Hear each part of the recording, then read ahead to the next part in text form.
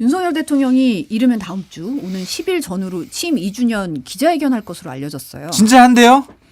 알려졌어요. 계속 한다고 뭐 작년부터 신년 기자회견 한다 뭐 그랬는데 안 했잖아요. 알려진 거죠? 알려진 거죠. 네. 네, 근데 이 정도면은 좀 뭐 오는 10일 전후로는 할 것 같이 지금 얘기가 나오고 있긴 하거든요. 못 믿겠어요. 일단 기자회견 자체가 못 믿겠다. 네. 아니 저런 약속들을 한두 번 어기신 것이 아니라서 취임 초부터 나는 당무에 개입 안 해요. 뭐 이렇게 하셨지만 끊임없이 당무에 개입하셨잖아요. 그러니까 이번에도 보니까 원내대표 선거에 오해 살 만한 일을 하지 말아라라고 했지만 오해 살 만한 일들은 계속 벌어지는 것 같고 그래서 기자회견도 지속적으로 몇 번 한다고 얘기하셨고 기자들한테 계속 그랬잖아요. 김치찌개 아이고 김치찌개 먹으면서 우리 얘기합시다. 취임 초부터 얘기했어요. 안 하셨잖아요. 솔직히 못 믿겠어요. 죄송합니다. 그러니까 참칭 무슨 얘기를 듣는 거 대통령의 진정성 이렇게 모르십니까? 믿어요 그러면? 전 믿습니다. 아니 이도훈 그 홍보수석이 채널 A 그 뉴스에 나가가지고 직접 그 얘기를 했잖아요. 하는 걸로 보면 된다. 사실상 하는 걸로 보면 된다라고 하는 거는 굉장히 근접해 있다라는 거고 이건 뭐 제가 취재한 건 아니지만은 기류를 보면은 어쨌든 이태원 참사 특별법에 합의를 했잖아요. 네. 그러니까 이게 뭔가 이제 협치의 물꼬가 터졌다. 그러니까 뭐 이게 그러니까 영수회담 이후에 홍보할 거리도 생겼다라고 좀 볼 수 있을 것 같아요. 다만 제가 변수로 생각하는 거는 기자들이 그러면은 이제 대통령한테 뭐부터 물어볼까. 그러니까 이게 당장 오늘 최상병 특검이 통과가 상정이 돼서 통과가 되면은 그거부터 검권 행사하실 검권 겁니까? 행사하실 겁니까? 이거부터 이게 최대 변수예요. 제가 보기에는 이거는 답변하기 싫거든. 김건희 여사 특검 올라오면 어떻게 하실 겁니까? 이거 뭐 안 물어볼 수가 없잖아요. 기자들 입장에서는. 아니, 지금 사실 나올 질문 중에 대답하기 좋은 질문이 있나요? 원래 뭐 대통령이라는 자리가 대답하기 불편한 질문을 받아가지고 그거를 설득하고 설명하는 자리기는 한데 특히나 이거는 본인과 뭐 굉장히 밀접하게 관련돼 있는 거라서 그래서 저는 기자회견 방식이 굉장히 통제된 방식으로 할 가능성이 높다. 완전히 예를 들면 문재인 대통령 때 이렇다면 뭐 다 질문해 하십시오. 뭐 미국식으로 백악관 하던 식으로 딱 이렇게 손가락 하고 뭐 이런 식이 아니라 자 순번 정해 질문은 여기 그리고 요거는 요런 표현은 빼 이런 표현은 넣어 예를 들면 안 물어볼 수는 없으니까 기자들이 그거는 이제 기자들이 황해할 거 아니에요 대통령실 기자들 이걸 어떻게 안 물어봐 이렇게 그분들도 다 소위 말해서 곤조가 있는 분들인데 안 하면 안 했지 나 이거 뭐 질문 빼는 거 이건 말도 안 된다라고 할 테니 그러면 이제 문구 하나 작구 하나 그리고 순서 어떤 기자가 질문할지 이런 거를 굉장히 정교하게 통제를 해가지고 딱 정해진 시간만 하지 않을까 그렇게 봅니다. 그게 어디야 근데 하신대잖아. 그래서 근데 제가 이제 의심하는 게 뭐냐면은 이제 하겠다라고 하면 이제 홍보수석실이나 대변인실에서 기자들 일일이 뭐 질문하실 거예요?라고 이제 사전에 조사하고 받을 거예요. 그러면은 대통령이 받고 싶어하는 질문은 거의 없을 거예요. 대통령이 받고 싶어하는 질문은 이거죠. 지금 6개월째 지금 수출이 호조돼가지고 지금 경제가 뭐 어떻게 생각하십니까? 그러면 본인 자랑하고 싶어할 거 아니에요. 그런 질문을 하겠어요, 근데 기자들이? 김건희 여사, 최상병, 뭐 대파 이것 때문에 뭐 물가 어떻습니까? 이준석 대표 이렇게 배지 달고 들어왔는데 어떻게 생각하십니까? 이런 대단히 불편하고 어려운 질문을 할 거 아닙니까? 그러면은 아예 안 하는 게 낫겠다. 이렇게 생각할 수가 있고 또 하나의 방식은 김준일 평론가님 얘기한 것처럼 다 본인들에게 좀 유리한 질문들을 할 사람들을 순번을 정해서 시킬 가능성이 있죠. 그렇게 하는 게 뭔 의미가 있어요? 안 하는 것보다 낫잖아요. 왜 나요? 취임 100일 기자회견하고 지금 2022년 8월에 하고 기자회견을 안 했어요. 그러니까 저는 또 기자들이 그렇게 약간 통제되는 것에 대해서 어느 정도는 어쩔 수 없이 받아들인다고 하더라도 송곳처럼 튀어나오는 부분이 있습니다. 분명히. 그런 거 기자들의 또 어떤 역할을 좀 믿어보세요. 예. 네. 무조건 하는 게 맞습니다. 이거는. 예. 네. 그 김순덕 칼럼 제가 요즘 최애 칼럼이고 맨날 인용하는데 김치찌개 얘기 좀 그만 좀 해라. 기자들이 김치찌개 환장한 줄 아냐. 이렇게까지 쓰셨어요. 그러니까 기자회견을 하라는 얘기예요. 그러니까. 김치찌개 지겨워. 그만 좀 얘기해. 김치찌개 진짜. 그런 얘기를 자꾸 기자들이 하니까 이제 빈대떡 추가하신 거 아니겠어요? 빈대떡. 족발.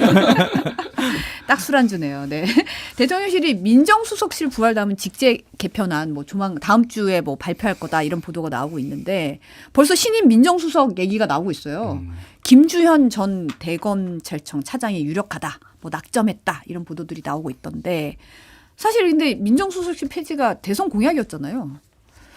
어떻게 보시나요? 공정과 정의 상식이 대선 공약이었죠. 사실은 지키지 않는 것에 대한 상당히 국민적인 비판이 많을 것 같고 시점상 오해를 받을 수밖에 없어요. 이제 22대 국회가 열리게 되면 특검 정국이 나올 것이다. 그러면 대통령실에서 법률적인 판단을 제대로 해야 된다라는 것. 또 하나는 좀 검찰이 이제 좀 흔들리지 않을까? 그러니까 검찰을 좀 다시 한번 그립감을 더 강하게 줘야 되지 않을까? 그런 생각 때문에 이 민정수석실을 부활하려고 하는 것이지 대통령실에서 해석하고 주장하는 것처럼 민심을 듣기 위해서 제대로 판단하려고 그것이 국정에 제대로 반영되게 민정수석실을 우리가 다시 부활시키는 거예요. 라고 믿기는 어렵습니다. 그 이름을 법률수석으로 하려고 하다가 다시 민정수석으로 만들겠다 뭐 이렇게 오락가락하고 있는데 그쪽으로 가는 건데 왜 그러냐면은 민정수석을 만들겠다라는 게 민심을 청취하겠다라는 거잖아요. 민정의 그 한자가 백성민자에 정보할 때 정부 그거예요. 초코파이 정할 때 그 정자. 말하지.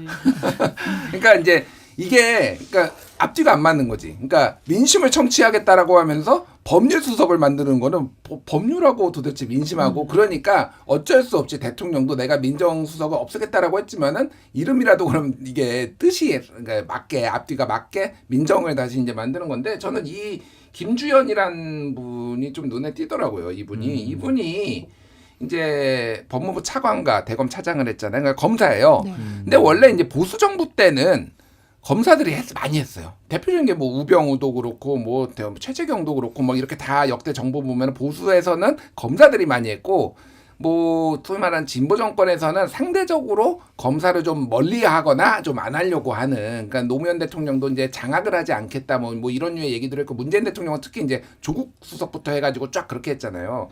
근데 이분이 어떤 분이냐면은 쉽게 얘기하면은 우병우 라인이에요. 우병우 라인으로 분류가 됩니다. 그러니까 이게 대검 차장할 때와 법무부 차관할 때가 우병우가 최고 실세일 때 이제 그 즈음이에요. 그러니까 그래서 우병우 사단으로 이제 분류가 되는 분인데 이게 어떤 의미가 있을까?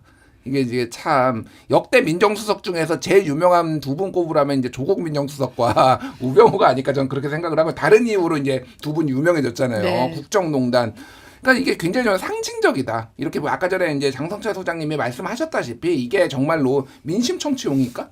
우병우 라인을 불러다가 이걸 다시 안 치는 게? 그때 검찰 조사 받을 때도 그 조선일보가 특종했는데 1000m짜리 그 망원경으로 찍은 거거든요. 이렇게 그거에 이제 그 인버터인가 그걸 네. 해가지고 그때 딱 이렇게 뭐 이렇게 하고 있고 이거 팔짱 끼고 있고 검사들이 이렇게 앞에 손 조아리고 있는 거 이거 찍었거든요. 딱 그런 관계가 되지 않을까 지금 검찰이? 전 그 생각이 그 듭니다. 김준일 평론가님 조사받으러 가지고 팔짱 끼는 거 절대로 안 돼요. 그거. 예? 아 그런가요? 두 손을 모으고 무릎 위에다 올려놓고 예가 해야 돼. 절대로 팔짱 끼면 안 돼. 알겠습니다. 그러니까 오늘도 우병우가 그 아니에요. 얘기가 나왔어요. 사실 이제 민심을 청취하려면 적어도 민정수석에 검사가 올라오는 건 말이 안 되지 않냐. 정말 이제 뭐 그 앞에도 앞단도 사실은 이 논리적으로 좀 약간 이게 말이 안 되는데 거기에 또 검사 출신을 안 친다는 것 자체도 이게 전혀 얘기가 너무 어불성설이다 이런 얘기가 나왔었거든요. 그래서 뭐 시민사회 수석은 유지하겠다라고 하는 거 보니까 본인들 스스로 좀 명구스러운 곤궁한 그런 해명이라고 생각하는 것 같습니다.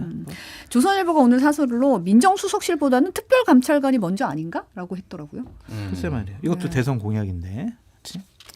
약속 지키십시오. 하시겠죠. 저는 해야죠. 대통령 믿습니다. 언젠가는. 아, 임기 4년 10개월 차에 하시지 않을까 그 생각이 드네요. 네.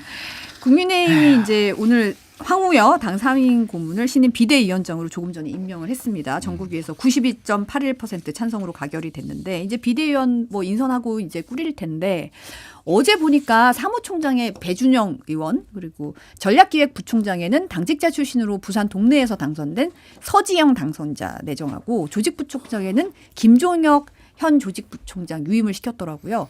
장 소장님 이 인선은 어떻게 봐야 됩니까? 뭐 나쁘지 않은 선택인 것 같습니다. 배준영 사무총장 같은 경우는 부총장도 역임을 하고 어쨌든 유리한 지역이라고 하지만 수도권에서 당선된 재선 의원 아니겠어요?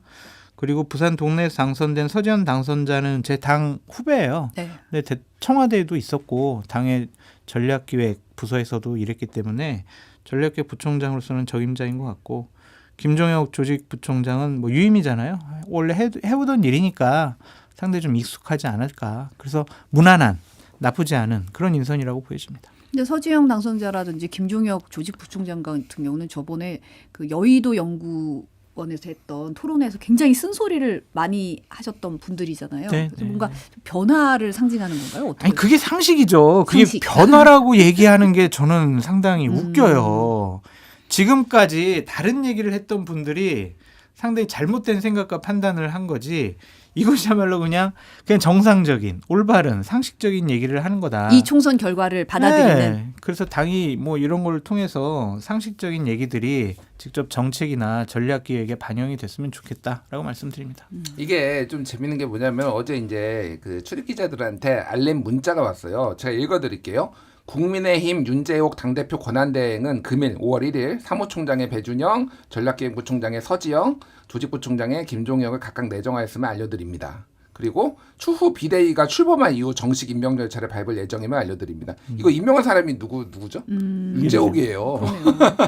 이게 황호여 비대위원장이 아직 공식이 이제 출범 안 했으니까 그러면 이거를 이제 해석을 할 필요가 있잖아요. 이게 뭐 얘기로는 이제 윤재옥 원내대표가 황우여 비대위원장하고 내정자랑 상의를 했다라는 뭐 얘기는 있기는 합니다. 그런데 이거는 윤재옥의 뜻이다라고 본다라면은 기본적으로 이제 이게 정말로 큰 변화를 조금 이분들을 제가 뭐 이게 못마땅하거나 이제 잘못된 인사라고 하는 게 아니라 정말로 이게 큰 변화를 예고할 수 있을 것인가? 포장 아닌가? 뭐 이런 생각이 드는 거예요. 아까 얘기했듯이 서지영 당선인하고 김종혁 부총장은 지금 지난번에 여의도 연구원 그때 이제 엄청 김종혁 조직부총장은 그때 엄청 쓴소리했잖아요. 그때 네. 대통령 이미지 얘기하고 뭐 굉장히 뭐 하고 그때 김재섭 당선자가 그 얘기했잖아. 나는 국민의힘 당에서 하라는 거 반대로만 했다. 심지어 이런 분들이거든요. 그래서 우리도 이제 쓴소리를 내는 사람들을 기용을 할 거야. TK 아무도 없어. 지금 PK와 수도권이야. 뭐 요 메시지를 주고 싶었던 것 같아요. 그래서 그리고 이거는 의도를 그렇게 파악을 하더라도 실제 변화가 있으면은 좋은 거죠. 국민의힘 입장에서. 근데 그게 될 것이냐. 결국은 이거는 2개월짜리 비대위고 이제 전당대회 룰이 가장 핵심이잖아요. 그렇죠. 전당대회 룰을 그러면은 이런 집단 지도 체제로 갈 수가 있을 것이. 저는 보수가 살아나려면은 집단 지도 체제로 무조건 가야 되는 거. 당신 100%도 그건데 집단 지도 체제로 가면은 이거는 보수의 희망이 보인다고 생각을 해요. 국민의힘이. 그러니까 집단 지도 체제의 단점은 당대표의 권한력이 약해지지만 지금은 당대표가 사실상 용산의 줄을 서고 있고 당정 일치 때문에 지금 망한 거 아닌가요? 그러면 예를 들면 안철수, 뭐 나경원 이런 사람들이 다 최고위원 아니면 당대표로 쫙 포진해 있으면은 다양한 목소리가 기본적으로 나올 수가 있거든요. 거기에 뭐 끝자리에 김재섭이 뭐 있는다니만 이러면은. 그러니까 이게 그거를 할 수 있는지 없는지가 요 멤버들의 어떤 그거다. 저는 그렇게 봅니다. 좀 달라요. 그러니까 당을 경험해봤던 저는 집단 지도 체제는 대단히 비효율적이고 대단히 무책임한 체제라고 말씀드리고 싶어요. 되는 일도 없고 안 되는 일도 없어요. 다 그러면 투표를 통해서 네. 거기서 이제 모든 사항들을 결정하게 되거든요. 그러면은 되는 게 없더라고요. 그래서 어느 정도 또 당대표가 권한을 갖고 지도력을 발휘하는 것이 좀 더 효율적이고 말씀하신 것 중에 의미 있는 것은 윤석열 대통령과 그렇게 가깝지 않은 다른 소리를 했던 분들이 지도부에 들어가는 것이 좋다. 2016년 총선 패배 이후에 완벽한 친박 지도부를 꾸려가지고 당이 완전히 망가지고 박근혜 대통령도 탄핵당했잖아요. 그러한 잘못된 전철을 밟지 않았으면 좋겠다라고 말씀드립니다. 그러니까 저는 요 반론격 그러니까 사실 이제 특히 직접 해보셨으니까 당 대표도 모시고 많은 거 해보셨으니까 이 의견에 대해서 완전히 틀렸다라고 보지는 않는데 그 타이밍이 있는 것 같아요. 그러니까 집단 지도 체제가 필요한 상황.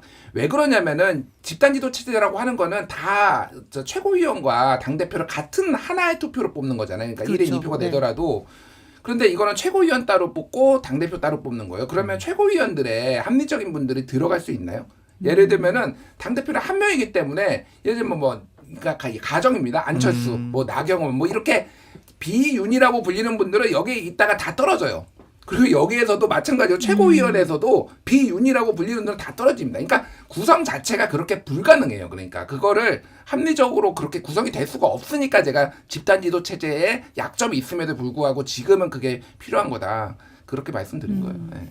근데 지금 사실은 이제 원내대표 선거가 9일로 늦춰지면서 이 기류가 어떻게 바뀌는 거냐 이런 얘기가 계속 나오고 있는데 TV조선이 어제 이철규 의원 뭐 불출마 의사 밝혔다고 보도하니까 SNS에 저는 지금까지 원내대표 선거와 관련해 어떠한 결정을 하거나 입장을 밝힌 적이 없습니다.